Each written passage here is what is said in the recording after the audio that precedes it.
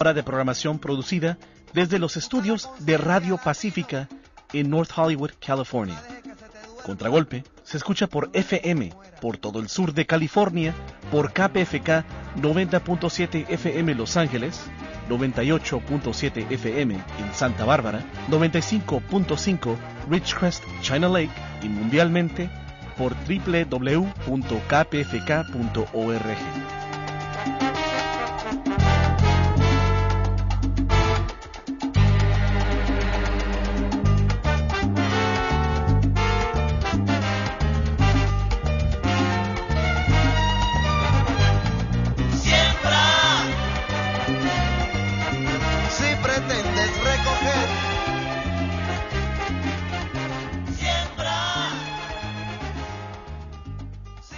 ¿Qué tal, amigos? ¿Cómo están? Muy buenas noches. Me da muchísimo gusto saludarles. Soy Rubén Luengas. Estoy aquí en Contragolpe, un espacio que inauguré, fundé junto con José Benavides hace ya algunos años aquí en KPFK 90.7 FM Los Ángeles y kpfk.org, que se puede escuchar a nivel internacional.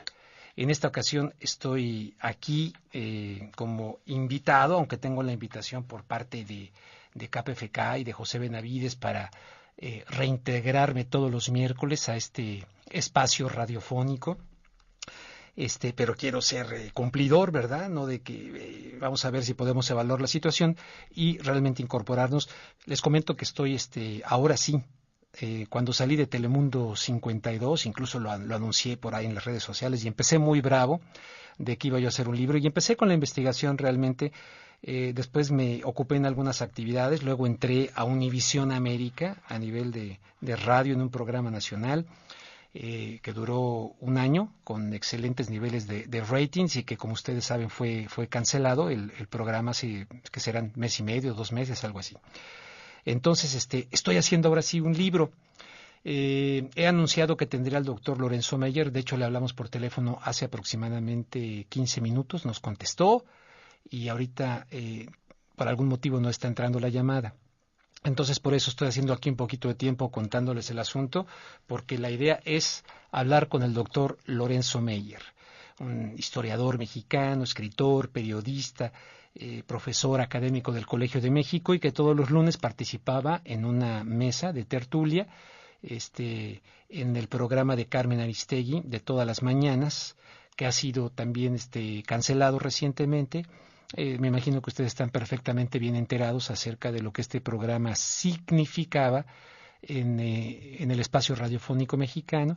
Hubo una serie de problemas, está la versión de la empresa y hay un apoyo tremendo que está recibiendo Carmen Aristegui en la sociedad mexicana, que se interpreta porque su equipo de investigación, con este joven Lizárraga y otros muchachos que integraron su equipo de investigación, lograron documentar la existencia de la llamada Casa Blanca, así llamada, y otras casas, ¿no?, de Malinalco en el Estado de México, del secretario de Hacienda en México, en fin. Y medios internacionales han venido destacando que fueron despedidos esos periodistas y ese equipo que a fin de cuentas tuvieron que ver con esta investigación que puso en un predicamento al presidente de México, Enrique Peña Nieto. Uno de los, Sergio Aguayo, desde luego ahí, Denise Dresser y Lorenzo Meyer, todos los lunes. ¿No contesta? Ah, caray. Te voy a dar, I want to give you the other telephone number, the cell phone telephone number. I have it here. And the home telephone number, please. Es porque el amigo que está aquí en la cabina no mastica el español. Pues qué raro, porque hace 15 minutos hablamos con Lorenzo Meyer. Ahorita le voy a marcar incluso aquí de mi celular. Pero mientras les digo que I have here 2 telephone numbers. Cell telephone number, you have to dial like that, and home telephone number, okay? Thank you so much. Bueno, ya estoy aquí dando el teléfono para que llamen. A otro, la opción. Entonces les estaba yo contando que ahora sí estoy haciendo un libro, ya de hecho llevo escrito bastante sobre este libro. No va a ser un libro estrictamente académico, porque no quiero que sea aburrido. No lo estoy haciendo así, pero evidentemente voy a hacer un análisis de mis experiencias tanto particulares, humanas, algunas incluso familiares. ¿Ya lo tenemos? Oh, ya lo tenemos.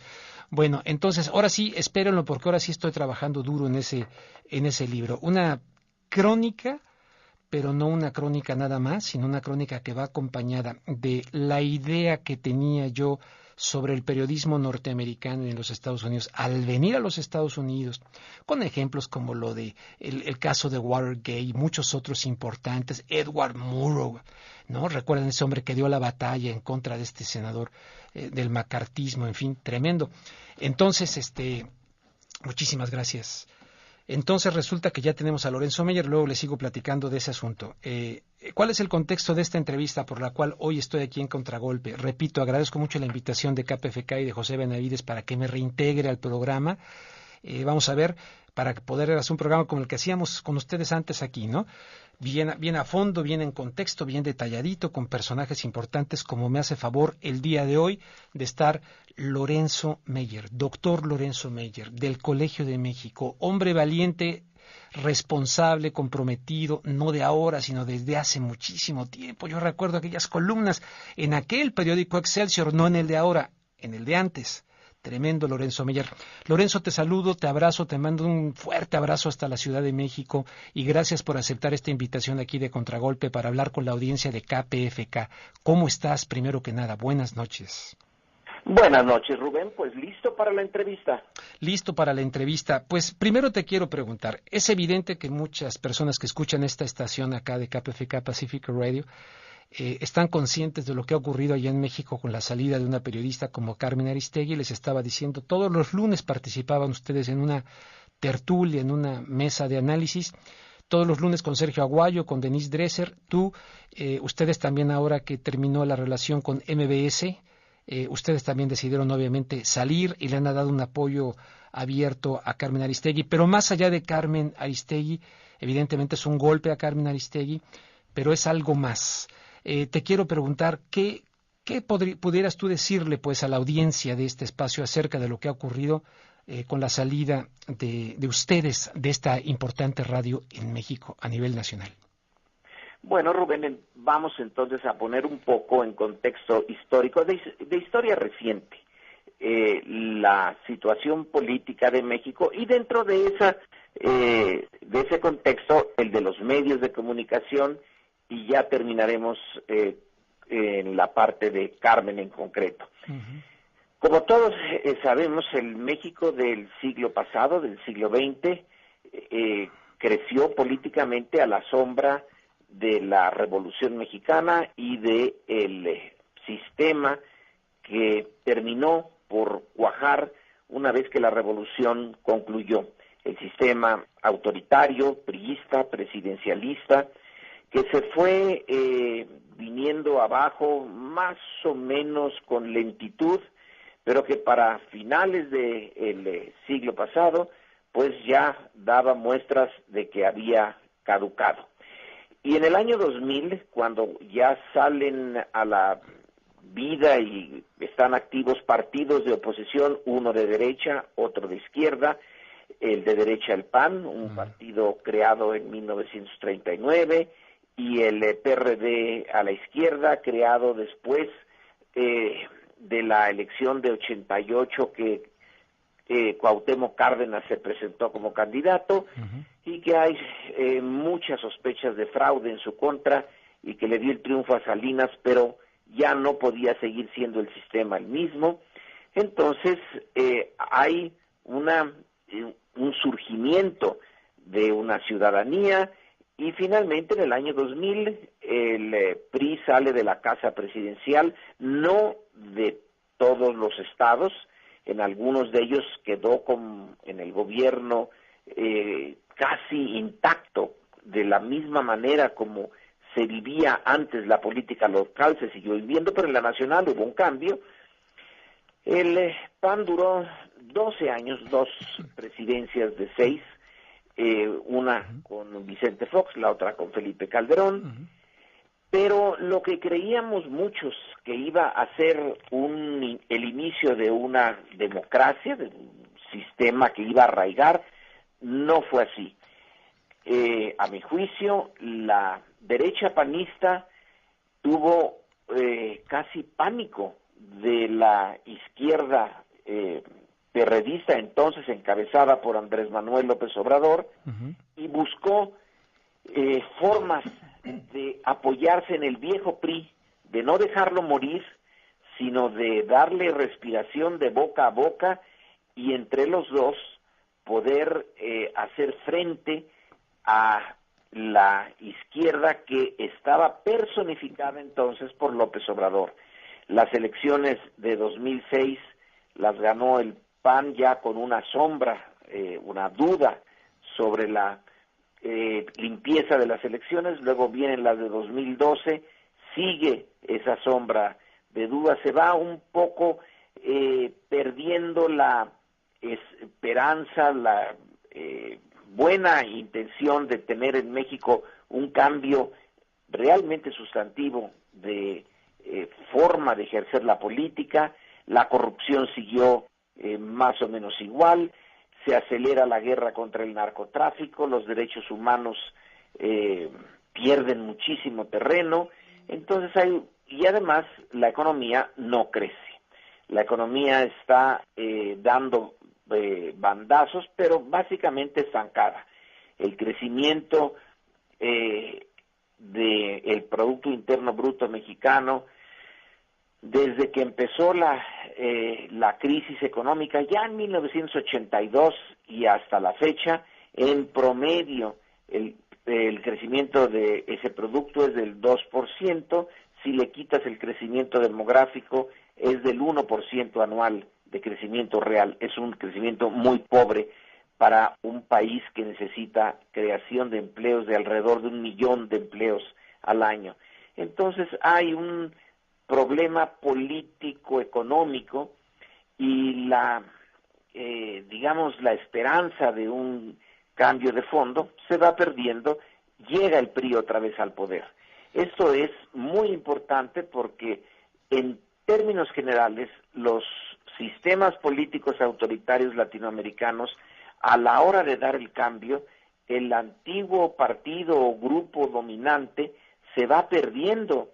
En Chile, bueno, los pinochetistas no han desaparecido, pero ya no volvieron al poder.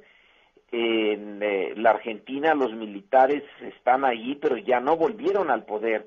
En Uruguay, ni qué decirlo. En Brasil, pues, que es el país más grande, el Partido del Trabajo fue el que, para bien y a veces un poco para mal, pero el dominante. En México volvió el antiguo partido autoritario.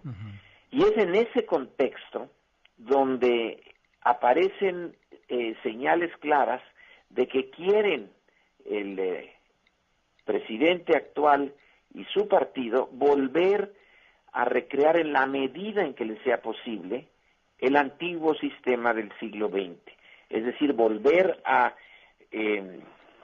juntar los hilos del poder, que los controle Presidencia, que su partido ya no podrá ganar el 80% del voto, pero podrá seguir siendo el partido mayoritario y con la alianza muy peculiar, pero sistemáticamente se ha estado cultivando, del Partido Verde Ecologista, que no tiene nada de ecologista. No, para nada. Que en este momento es ya una, es un ala del PRI.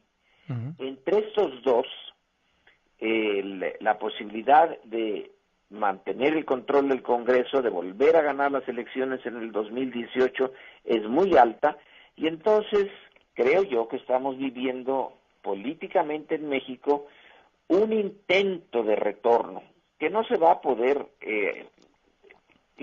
volver exactamente al México anterior al año 2000 y mucho menos anterior a la antigua forma esa que se tenía en 1950, 60, 70, hasta 80, pues no se va a poder, pero lo van a intentar. Y entonces el control de la información política es importante. Tenemos que en México la mayor parte de la población pues toma sus noticias políticas de la televisión. Y en la televisión hay una televisora dominante. No solamente en México, sino también acá en los Estados Unidos. Let me tell you, déjame decirte, pero continúa, Sí, también sí, acá. Y en el mundo en entiendo. general, estudios muy serios revelan eso. La mayor parte de la gente se forma su opinión de la televisión. Adelante, Lorenzo Meyer. Pero aquí tenemos realmente a Televisa, como la segunda cadena de televisión que TV Azteca simplemente copió. Y Televisa nació con el PRI. Y esa televisora, en un momento de sinceridad impresionante, su dueño, que ya murió, pero su hijo es el que está ahora al frente, declaró que esa televisión eran soldados del PRI y del presidente. Más abierto ya no se puede decir. No, y también llegó a decir de manera muy abierta de hacer televisión para jodidos. Sí, que eso era lo que, en fin, la mayoría de los mexicanos estaban jodidos y había que hacer una televisión adecuada a sus gustos. O sea, la televisión se convirtió en una especie de ministerio de cultura y de una cultura de muy baja calidad que alentaba y alienta el conformismo. En realidad no es de extrañarse que Peña Nieto haya pedido a la televisora esta, cuando era gobernador del Estado de México, hasta hay un contrato para que le enseñara cómo actuar, cómo hablar, cómo moverse en público. Y bueno, la esposa de Peña Nieto es exactriz de esa de telenovelas de esa televisora. Entonces, en la parte medular de la televisión ya tienen en realidad otra vez pues lo que siempre tuvieron, una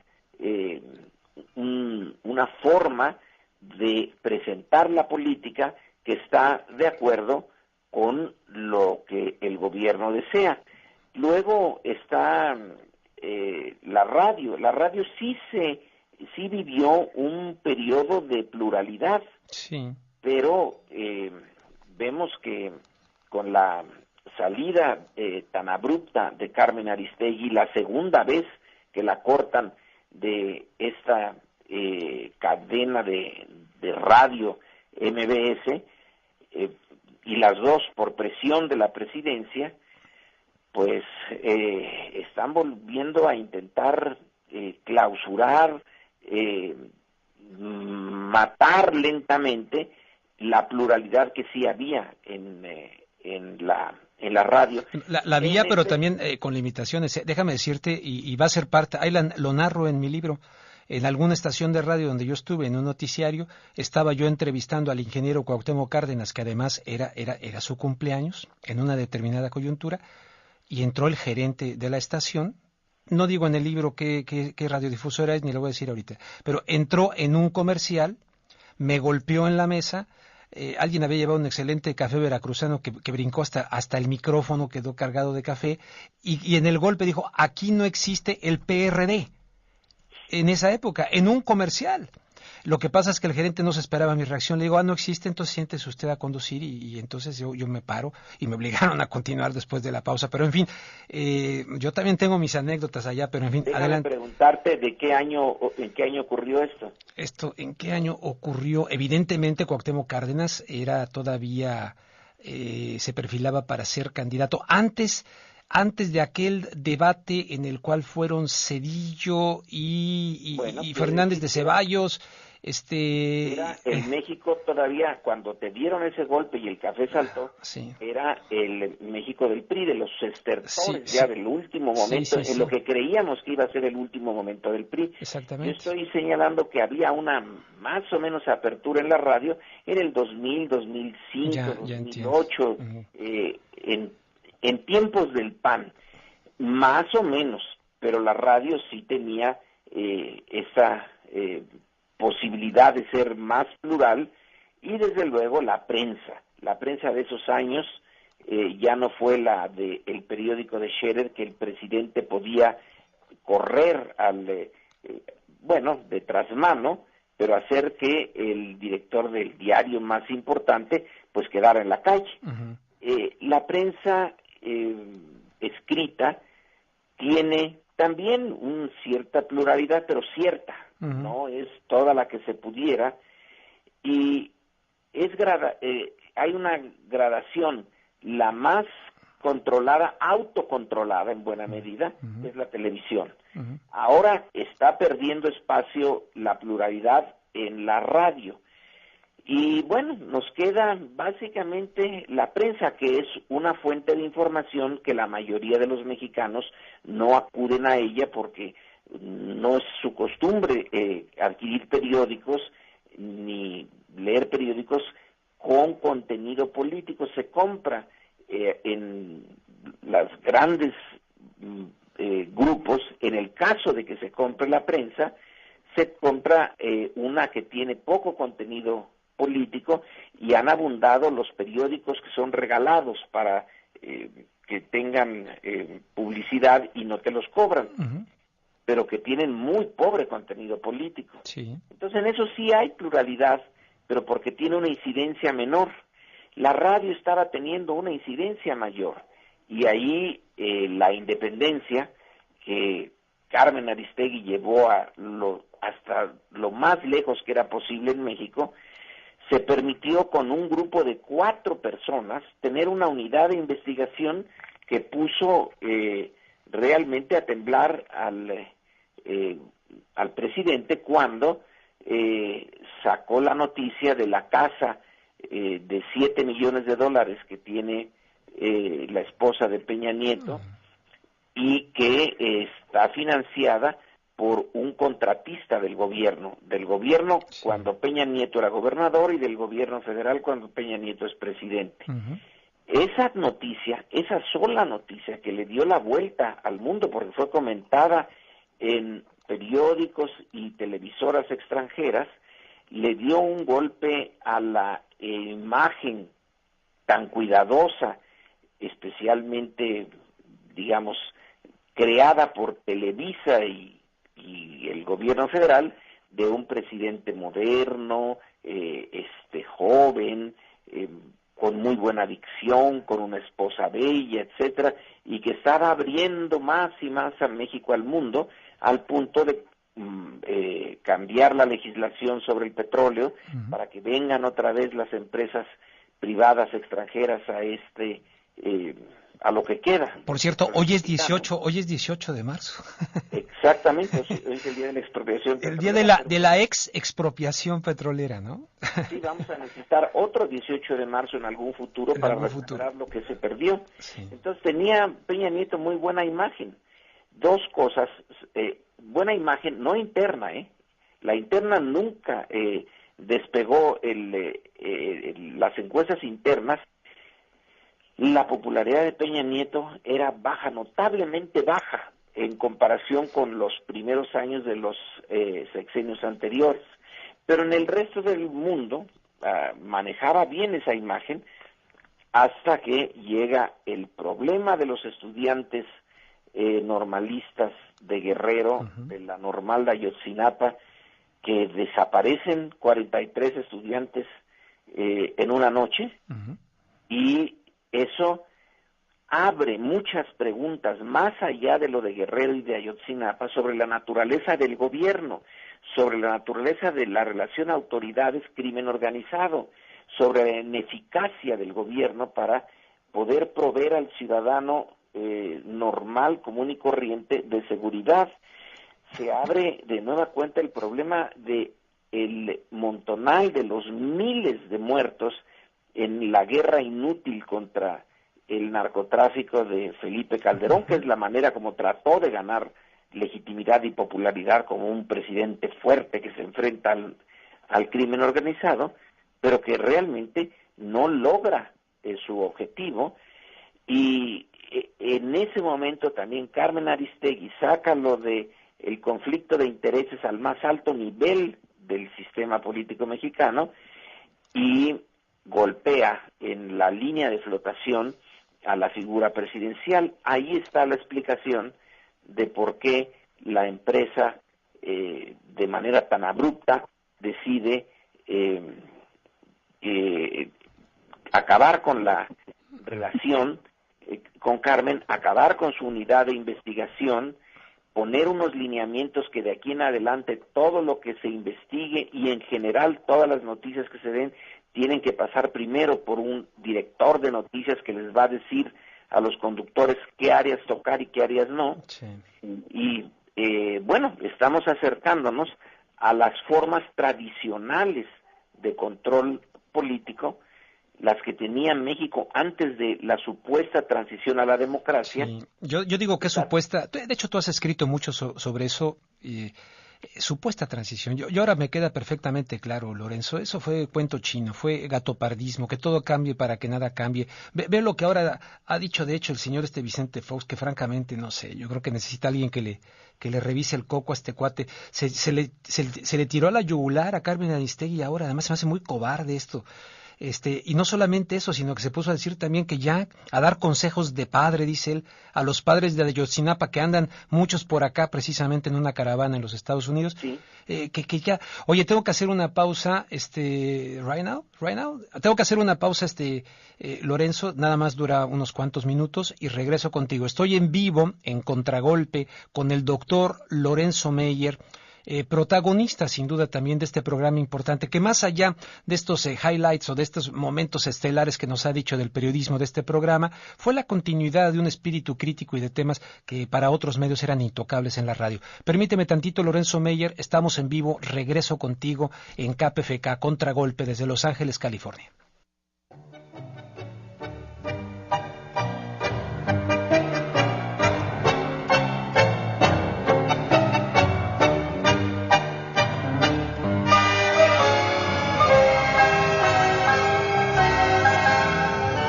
Encuentros con Gregorio Luque, todos los miércoles, 10:30 de la noche.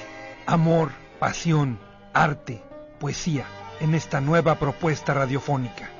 Recuerde, a las 10:30 de la noche.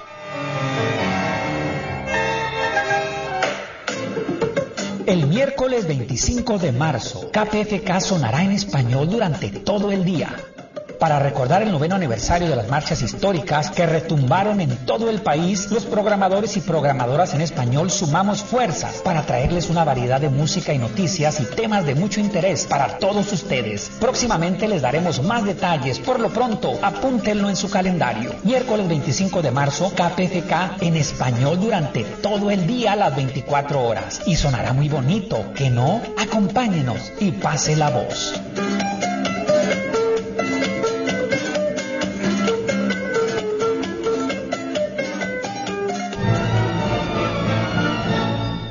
Soy Gregorio Luque y estás escuchando KPFK 90.7 FM en Los Ángeles, 98.7 FM en Santa Bárbara y por el mundo www.kpfk.org.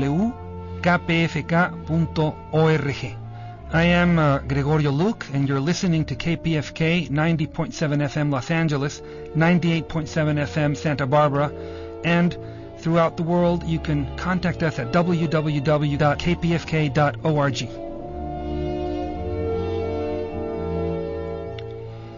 Bien, un saludazo para don Gregorio Luque. Qué gusto estar aquí en KPFK, de verdad, en KPFK en Contragolpe. Voy a pensar esta invitación que me hacen para hacerlo todos los miércoles. Usted sabe, nunca cobré un quinto, no cobraría un quinto nuevamente por hacerlo. Es gratis, por amor al periodismo y a los espacios libres. Lorenzo Meyer, entonces nos estás poniendo en contexto para llegar a este punto de la salida de este programa. Evidentemente hay muchos otros periodistas allí en México que incluso se la rifan, se la están jugando, que tal vez no tienen internacionalmente los reflectores que ahorita este caso en concreto tiene, pero que están ahí, que están yo digo que su programa, más allá de lo de la Casa Blanca, etcétera, tenía una constancia de tratar temas. Yo lo escuchaba cada vez que iba a dejar a uno de mis hijos a Northridge por el freeway número 5, lo escuchaba a través del iPhone. Muchos comerciales sin duda como son este tipo de programas, pero yo no me perdía, trataba de no perderme la mesa de ustedes todos los lunes, ¿no? Y ante la crítica de otros medios en México que inclusive les denominaban a ustedes y a otros que andan como el eje del mal, o sea, está muy polarizado México y de repente ahorita he leído algunas columnas miserables miserables, verdaderamente viles respecto a la salida de Carmen Aristegui. Pero me decías del 2000, yo francamente cada vez estoy más convencido de que se aplican las técnicas que aplicó el señor Edward Bernays, este llamado padre de las relaciones públicas en los Estados Unidos, que fue contratado desde muy joven por el presidente Wilson para sobrino de Sigmund Freud. Me queda clarísimo la manipulación que se sigue haciendo en el nombre de la democracia, de no sé cuántas cosas, y lo de México en el 2000, yo no vi ninguna transición, cambio de colores, de formas, de formatos, que todo cambie para que nada cambie. Yo creo que así fue, aunque en los primeros años, 2000, 2001, hasta 2002, puede uno decirlo todavía con una cierta validez, se estaba en la indecisión de si seguir adelante en el proceso de transición y de ir más a fondo a la democracia. Es el momento en que se abre se hace esta ley de transparencia que realmente fue importante, que sí, abre los archivos del gobierno para es correcto. el público. El Instituto Federal Electoral parecía una estructura más o menos independiente, y en algún punto a la mitad de la presidencia de Vicente Fox, cuando se dio cuenta de que en la siguiente votación, en la del 2006, podía ganar la izquierda, una izquierda bastante moderada. Es bastante moderada, por supuesto. Porque es extraordinariamente moderada la izquierda encabezada por Andrés Manuel, pero finalmente la tradición de derecha del PAN y una clase empresarial, una clase económica en México que domina esos grandes grupos, estas grandes concentraciones de dinero, de las cuales pues Carlos Slim es el más importante, pero hay otros abajo de él similares que concentran, Slim tiene ahora 77,000 millones de dólares, o sea, en inglés es $77 billion sí. En su familia. Bueno, en un país pobre, ese tipo de concentraciones de dinero también son concentraciones de poder, y este poder le tuvo miedo a una,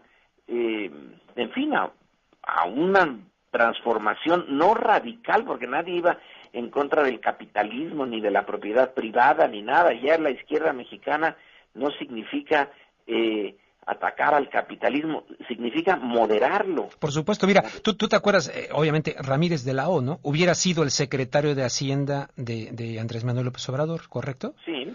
Él hubiera sido, bueno, fue uno de los 2 mexicanos que fueron invitados a la despedida de Alan Greenspan de la Reserva Federal en los Estados Unidos. O sea que ese hubiera sido el secretario de Hacienda, invitado a la despedida de Alan Greenspan de los Estados Unidos. Por favor, o sea, y toda la campaña mediática esta sucia de que ahí venía el López Obrador y que Chávez y a quitar casas, eso ya es fraudulento en sí mismo.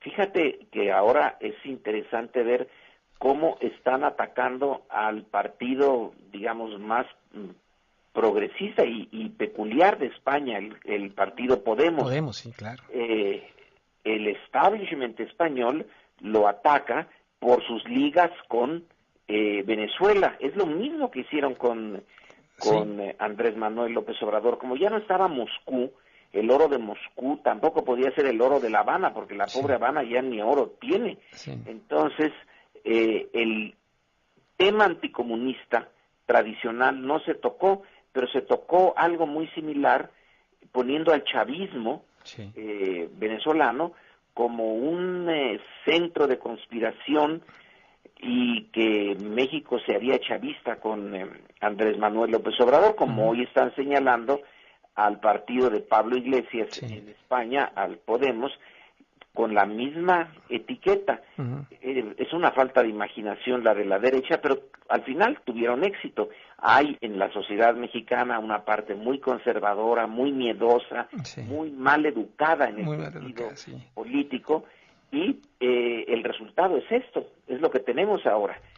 El gobierno actual tiene una las encuestas de opinión le dan un rating muy bajo, pero se votó no la mayoría. Oye, Lorenzo, antes de entrarle nuevamente al tema directamente de lo de Carmen Aristegui, de la salida, y preguntarte concretamente, o sea, ¿tú crees, como se dice, que fue la mano del gobierno de Peña Nieto, presionaron a los Vargas? Bueno, ya me fui a la pregunta que estaba yo postergando, pero te la hago primero. O sea, ¿es una decisión de presión del gobierno mexicano para decirle a los Vargas, señores Vargas, dueños de Multivisión, ¿quieren problemas con el gobierno? Ok, entonces corran a Carmen Aristegui, a Lorenzo Meyer y a todos ustedes. Pues sí, porque eso me es muy fácil la respuesta, porque ya ocurrió en 2011.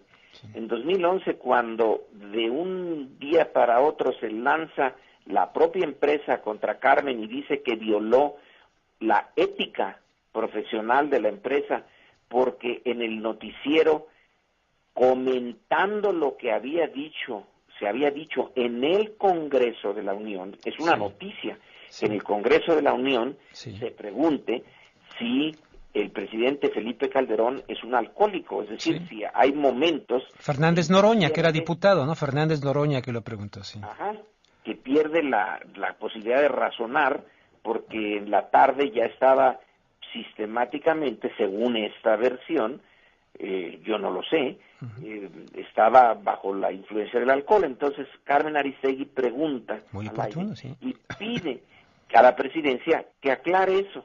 Bueno, de ahí viene, de los Vargas, dicen, esto es violar la ética, para afuera. Por favor.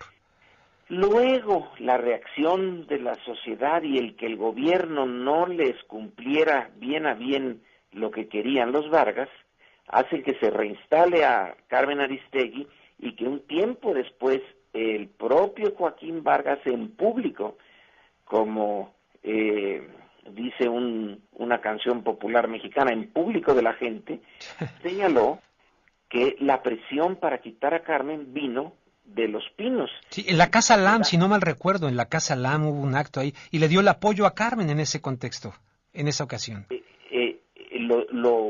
Lo manifiesta de una señora Sota, que estaba a cargo de la comunicación social de Los Pinos. Ella pidió a Vargas que Carmen dejara de existir como conductora de programas. Entonces, no me estoy imaginando cosas. Estoy viendo la segunda edición de ese incidente que ya pasó y que el propio Joaquín Vargas aceptó. En esta ocasión, ¿cuál es el motivo? El motivo es un motivo tan sin sentido. Carmen y su equipo de investigación decidieron unirse a una plataforma que puso el gobierno holandés y la comunidad europea, que se llama Mexico Leaks, a semejanza de otras similares que se tienen en otros países del mundo, para que si un ciudadano conoce de un acto de corrupción, pueda comunicarse con esa plataforma, el documento, el leak que tiene, pero para no sufrir represalias, para que no haya ninguna forma de que se sepa de dónde vino la información. Para eso está esta plataforma, que es gratuita. A MBS no le iba a costar nada. Y que además forma parte de la tradición del periodismo en diferentes partes del mundo. Había medios que inclusive tenían algún tipo de buzón para que la gente fuera a dejar. Exacto. O sea, no es nada nuevo. Periodistas como Manuel Buendía, que fue asesinado, por cierto, y muchos otros, entonces, bueno, así trabajaban. ¿Cuál es la razón? MBS dice, no me avisaron. Y entonces publica planas enteras durante 3 días en los periódicos y en todos sus noticieros diciendo que eso era un abuso de confianza, que era una cosa intolerable. Pero ¿de dónde les viene? Quizás sí, es decir, Carmen o los suyos debieron de haber ido, señora Vargas, fíjese que tenemos ganas de entrarle a esa plataforma. Sí. ¿Qué le parece? Yo pienso que sí. Yo cuando vi eso pensé, bueno, ¿y por qué no fueron a informar? Yo, como no conozco los intríngulis del asunto, pero vaya, trabajas para una empresa, esa parte creo que pudo haber sido correcta, ¿no? Haber dicho, a ver, queremos hacer esto, ¿no? Sí, ok. Ahora, en una empresa, yo creo que en todas las empresas, hay un montón de incidentes entre el jefe y los subjefes y los últimos subordinados, y cada vez que pasa una de esas, tú corres a alguien, pues tendrías que estar rotando el personal el 100% cada año, algo así, porque en todas hay momentos de tensión entre el jefe y el subordinado. Claro. Pero haber sacado en toda la prensa nacional durante 3 días un ataque de la empresa a su propia conductora, y luego correrle a las 2 personas que son claves en su pequeñísimo grupo de investigación, son 4 los del grupo de investigación, le corres a 2 y además dices, de aquí en adelante las noticias y los temas de investigación tienen que ser consultados todos. Sí. Ya me imagino consultando la barra, oiga, vamos a hacer una investigación sobre la casa del presidente. Bueno, lo último que diría es adelante, siempre diría no. Oye, es ridículo, pero es que dicen, no, aquí no se va a censurar absolutamente nada, y todos los pueden participar, todos los conductores, pero lo va a decidir el director de noticias, pueden ir a una junta editorial, y todos pueden participar. No me imagino a Carmen ahí, dirimiendo, por ejemplo, con el muchacho de la segunda edición, Luis Cárdenas, algo así, que hizo un video vergonzoso, además diciendo que a él nunca le han censurado sus investigaciones, y como alguien oportunamente preguntó, pues es que no le conocemos ninguna. Sí.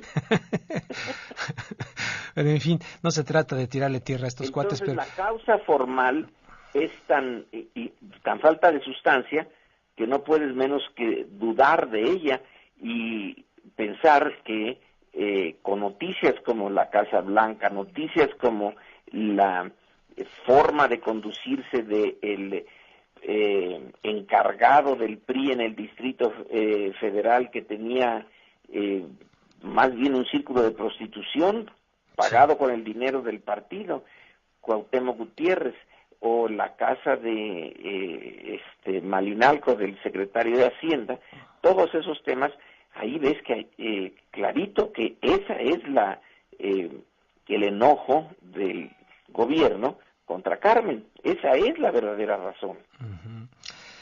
¿Qué significa esto? Pues se ha presentado, ella dice, es evidentemente un atentado contra la libertad de expresión. Y luego hay una frase que de Carmen me ha llamado mucho la atención. Dice, nadie lo ponga en duda. Esto es una lucha por nuestra libertad. Y ya he escuchado yo algunos personajes que andan, que se mofan, que se burlan de aquello, que hablan de un ego enorme de Carmen Aristegui, de un protagonismo, de una habilidad, dicen, para sus salidas de los medios y capitalizarlas a su favor, capitalizarlas ¿cómo? No, yo he escuchado esas críticas, no es mi postura de ninguna manera. Pueden leer algo que he escrito en rubenluengas.com, donde lo dedico a ustedes, muy humilde, desde mi página rubenluengas.com.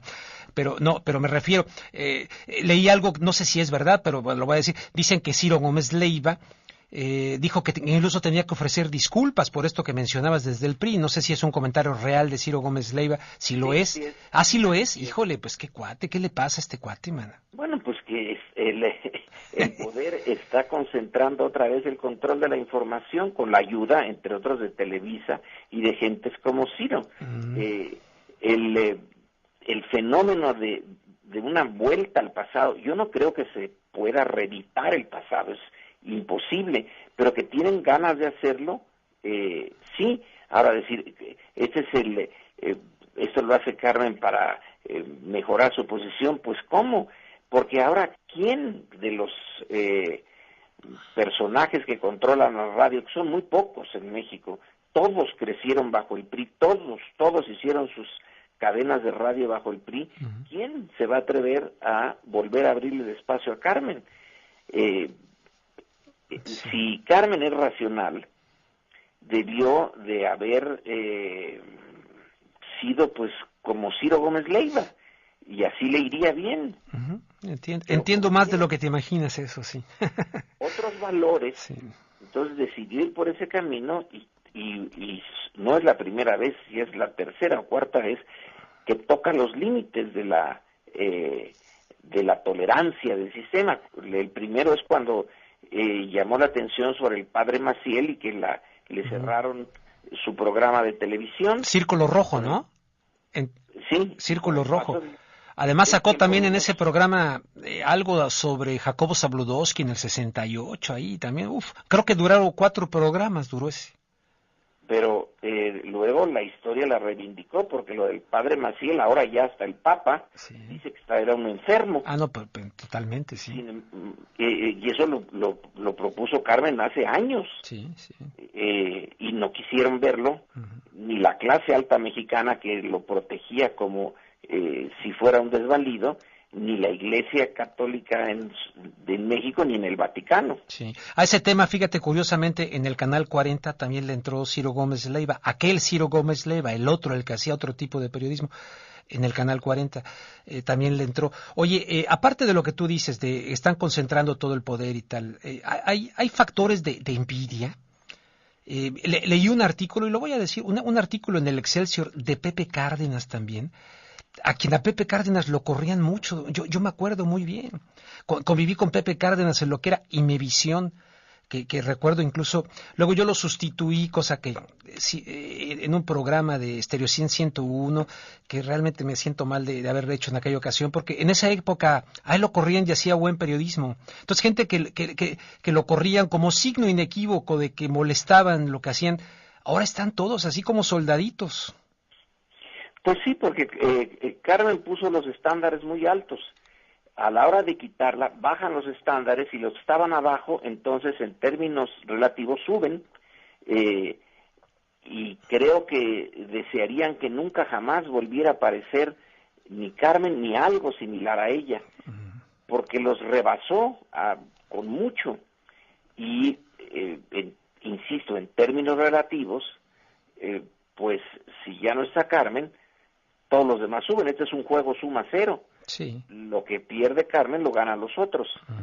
Tú como historiador me recordarás quién dijo esta frase, fíjate que no me acuerdo. Hay alguien importante en México que dijo: México es una llanura, el que saca la cabeza se la cortan. Y no encuentro al autor, pero en este caso este coro de alabanzas al sistema y al gobierno, bueno, Gaby, Carmen sacó la cabeza para no sumarse a ese coro. No se sumó y vámonos, le cortaron la cabeza. ¿Cómo ves eso? Sí. Además, pero ella, todo me permite suponer que sabía lo que se estaba jugando. Sí, lo creo. Sin embargo, quiso seguir adelante. Es raro en México que ese tipo de personalidad, ese tipo de conducta. Ahora, tiene el apoyo de una parte de la sociedad mexicana. Yo no creo que la sociedad mexicana salga a la calle a defender a un conductor de radio, excepto a Carmen. Yo no veo si han corrido a otros, a Pedro Ferriz, por ejemplo, que ya no encuentra lugar, pues yo no vi ninguna manifestación en su favor. Sí, no. Quiere decir que aquí hay un elemento extra que no sé cómo vaya a jugar en el futuro. No sé hasta qué punto la presión desde abajo, como cuando el problema en 2011, vuelva a desempeñar un rol, un papel, en que ahorita es un juego en la cúspide del gobierno y en la cúspide empresarial de los medios de difusión. La otra pregunta que te iba a hacer, en el contexto de todo lo que narras, ¿por qué Andrés Manuel López Obrador, dicen algunos, insiste por la vía electoral, con antecedentes de lo que tú, pues de manera muy prudente, creo también, para mí fueron asquerosas los dos procesos electorales, tanto con Calderón como el anterior con el señor Peña Nieto? Me parecen, yo estuve cubriendo en ambos casos. Muy sucio todo el asunto, pero sobre todo te digo muy sucio desde el punto de vista de todo esto de la publicidad, de la propaganda, de aprovecharse de la ignorancia de mucha gente. ¿Por qué por un caminito donde sabe perfectamente que hasta van perfeccionando la maquinaria para que no pase?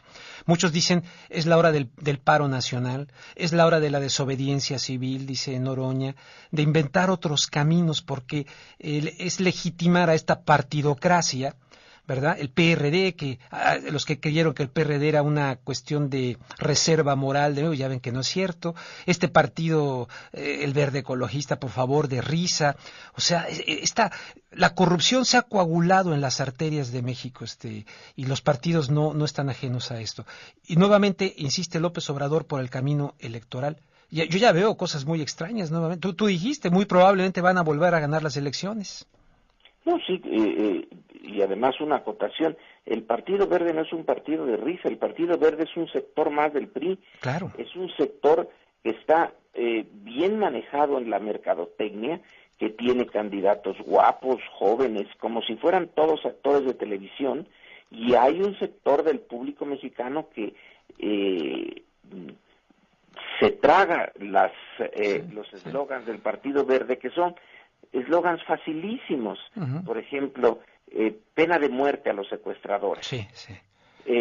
Suena bien, ¿verdad? En una sociedad que sufre del secuestro de esta manera, pero nada más ponte a pensar. Pues a los que tienen secuestrado el país habría que aplicárselas, a los que están secuestrado, a lo que un amigo mío llama la escoria ladrona que está secuestrando a México.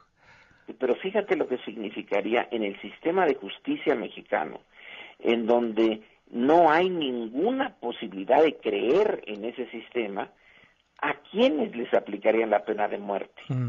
¿Cuándo tendrías tú a los verdaderos culpables en la cárcel y luego ejecutados? Muy pocas veces, porque la historia de ese sistema es que en la cárcel hay, yo creo que tantos inocentes como culpables, están mitad y mitad, y una buena parte de los culpables no llegan pues porque tienen forma de evadirla. Uh-huh. Entonces el eslogan del Partido Verde, que es de lo más irresponsable, pero suena bien a una gente que está angustiada y enojada, por eso sí que los fusilen, que los Claro, maten. claro, absolutamente. Pero nos quedan 7 minutos, Lorenzo Meyer, y los quisiera aprovechar pero yo te planteaba lo del camino electoral. Sí. Veo mucha frustración de mucha gente, veo desesperanza. Muchos mexicanos que están acá ya no quieren ni pararse en México, les da pánico ir a México. Bueno, los entiendo. Si yo estuviera allá, hubiera decidido ir allá y hacer mi vida allá, pues sí, lo pensaría 2 veces antes de venir acá. Pero, ¿cuál es el otro camino? El camino de la revolución armada, hace tiempo que, creo yo, se cerró. No es este siglo, no es principio del siglo XXI, el volver a tomar el camino de Madero y luego de Villa y de Zapata. Sí. Entonces, ¿cuál queda? El de decir, está Javier Sicilia, uh-huh, con el poeta al cual le mataron a su hijo, y que creó este movimiento por la paz, con justicia y dignidad, que dice no votemos y vamos a proponer la creación de un mecanismo que nos permita hacer una nueva constitución y acabar con los partidos y el sistema como está.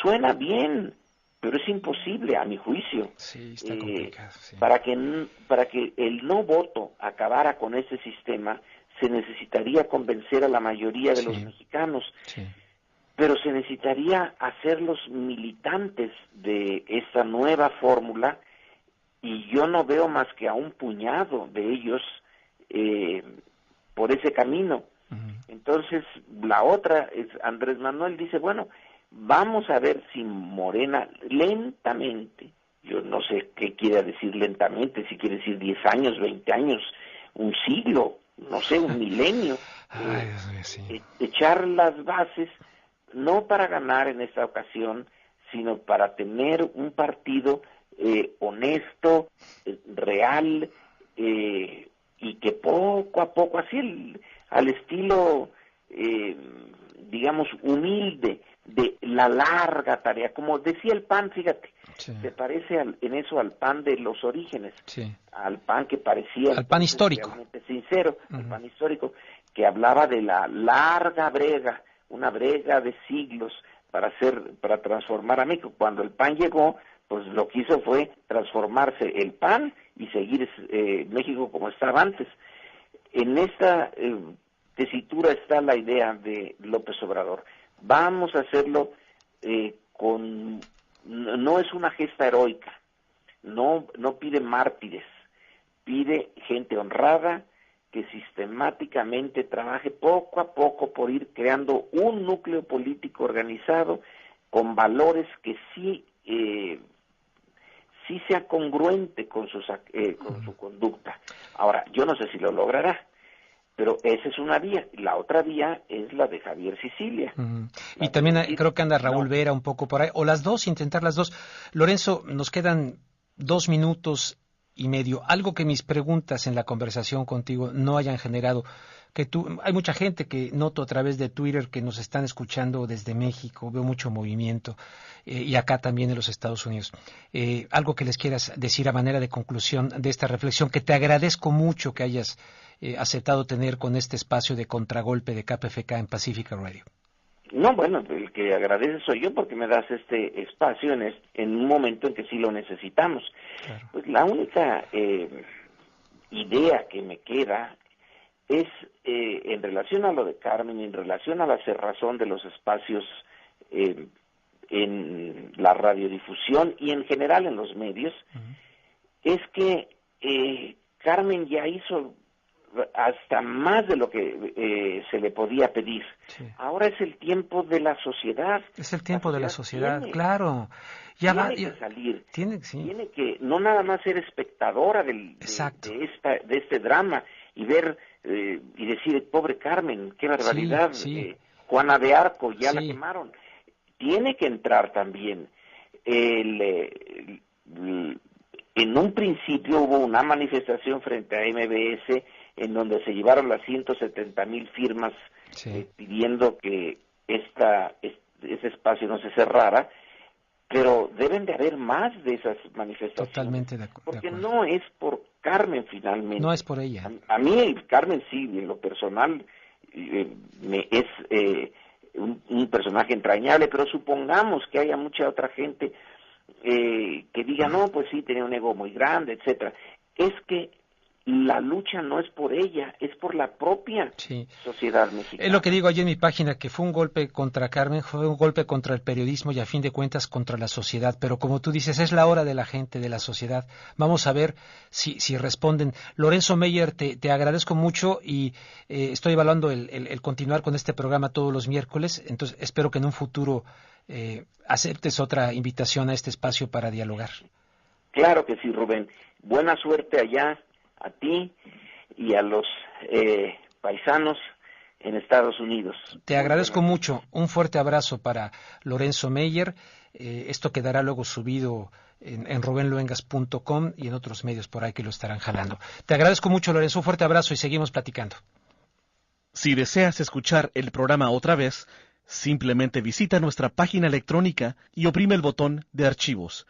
Si deseas dejar un comentario al programa de Contragolpe, marca el 818-985-2711, extensión 606. Enseguida, Contragolpe.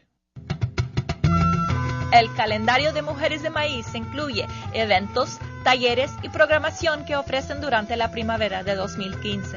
El calendario está en colaboración con organizaciones y colectivos de mujeres en todo Los Ángeles. El de antes. Tremendo, Lorenzo Meyer. Lorenzo, te saludo, te abrazo, te mando un fuerte abrazo hasta la Ciudad de México y gracias por aceptar esta invitación aquí de Contragolpe para hablar con la audiencia de KPFK. ¿Cómo estás, primero que nada? Buenas noches. Buenas noches, Rubén. Pues listo para la entrevista. Listo para la entrevista. Pues primero te quiero preguntar, es evidente que muchas personas que escuchan esta estación acá de KPFK Pacifica Radio están conscientes de lo que ha ocurrido allá en México con la salida de una periodista como Carmen Aristegui. Les estaba diciendo, todos los lunes participaban ustedes en una tertulia, en una mesa de análisis, todos los lunes con Sergio Aguayo, con Denise Dresser, ustedes también ahora que terminó la relación con MBS, ustedes también decidieron obviamente salir y le han dado un apoyo abierto a Carmen Aristegui, pero más allá de Carmen Aristegui, evidentemente es un golpe a Carmen Aristegui, pero es algo más. Te quiero preguntar, ¿qué pudieras tú decirle pues a la audiencia de este espacio acerca de lo que ha ocurrido con la salida de ustedes de esta importante radio en México a nivel nacional? Bueno, Rubén, vamos entonces a poner un poco en contexto histórico, de historia reciente. la situación política de México y dentro de ese contexto el de los medios de comunicación, y ya terminaremos en la parte de Carmen en concreto. Uh-huh. Como todos sabemos, el México del siglo pasado, del siglo XX, creció políticamente a la sombra de la Revolución Mexicana y del sistema que terminó por cuajar una vez que la revolución concluyó. El sistema autoritario, priista, presidencialista, que se fue viniendo abajo más o menos con lentitud, pero que para finales del siglo pasado, pues ya daba muestras. Lorenzo Meyer, ahorita le voy a marcar incluso aquí de mi celular, pero mientras les digo que I have here two telephone numbers, cell telephone number, you have to dial like that, and home telephone number, okay? Thank you so much. Bueno, ya estoy aquí dando el teléfono para que llamen.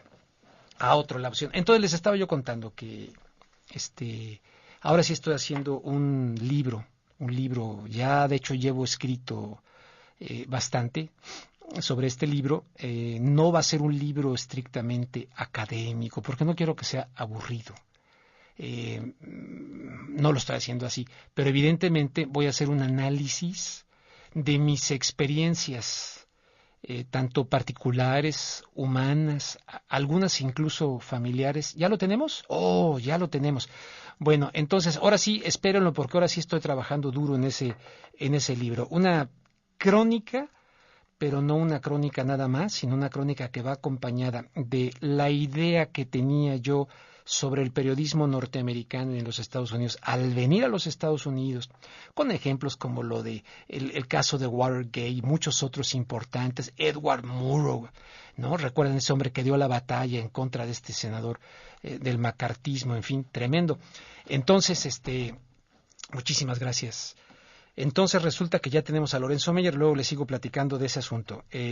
¿Cuál es el contexto de esta entrevista por la cual hoy estoy aquí en Contragolpe? Repito, agradezco mucho la invitación de KPFK y de José Benavides para que me reintegre al programa. Vamos a ver, para poder hacer un programa como el que hacíamos con ustedes antes aquí, ¿no?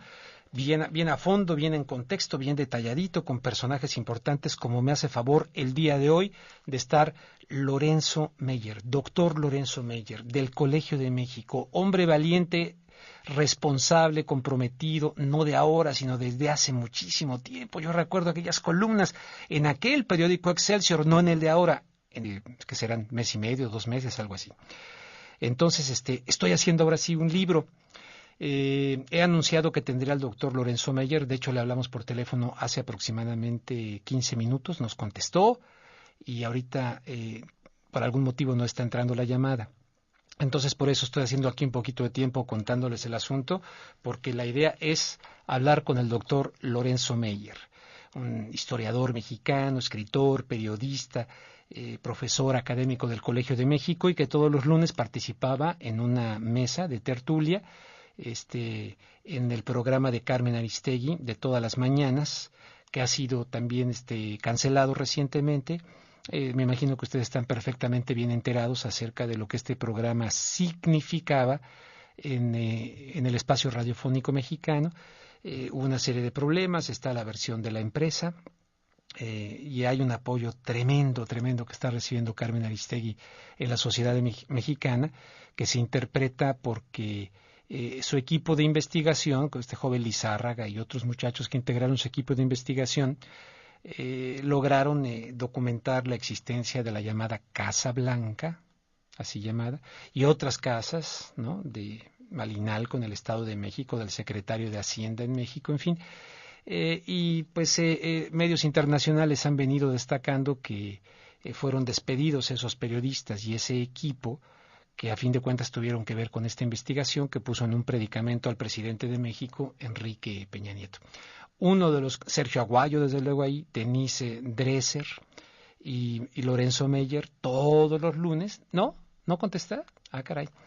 Te voy a dar, I want to give you the other telephone number, the cell telephone number, cell phone telephone number. I have it here. And the home telephone number, please. Es porque el amigo que está aquí en la cabina no mastica el español. pues qué raro, porque hace 15 minutos hablamos con Lorenzo Meyer. De que había caducado. Y en el año 2000, cuando ya salen a la vida y están activos partidos de oposición, uno de derecha, otro de izquierda, el de derecha el PAN, un partido creado en 1939, y el PRD a la izquierda, creado después de la elección de 88 que Cuauhtémoc Cárdenas se presentó como candidato, y que hay muchas sospechas de fraude en su contra y que le dio el triunfo a Salinas, pero ya no podía seguir siendo el sistema el mismo. Entonces hay un surgimiento de una ciudadanía, y finalmente en el año 2000 el PRI sale de la casa presidencial, no de todos los estados. En algunos de ellos quedó en el gobierno casi intacto, de la misma manera como se vivía antes la política local, se siguió viviendo, pero en la nacional hubo un cambio. El PAN duró 12 años, 2 presidencias de 6, una con Vicente Fox, la otra con Felipe Calderón. Pero lo que creíamos muchos que iba a ser el inicio de una democracia, de un sistema que iba a arraigar, no fue así.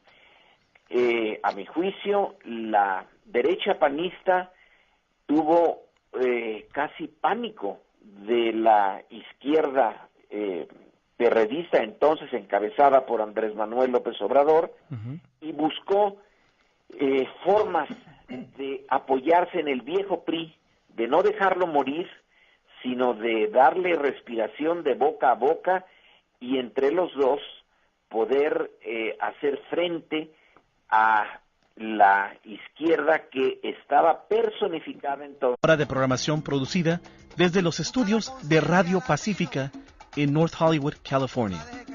Contragolpe se escucha por FM por todo el sur de California, por KPFK 90.7 FM Los Ángeles, 98.7 FM en Santa Bárbara, 95.5 Ridgecrest, China Lake, y mundialmente por www.kpfk.org.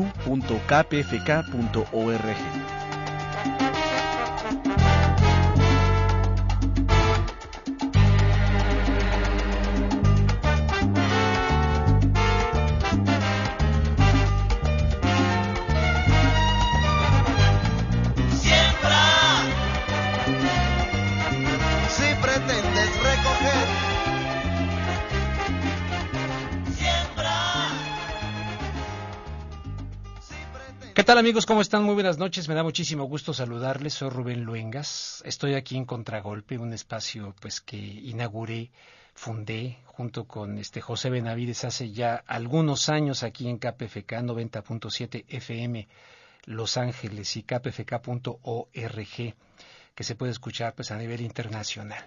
En esta ocasión estoy aquí como invitado, aunque tengo la invitación por parte de KPFK y de José Benavides para reintegrarme todos los miércoles a este espacio radiofónico.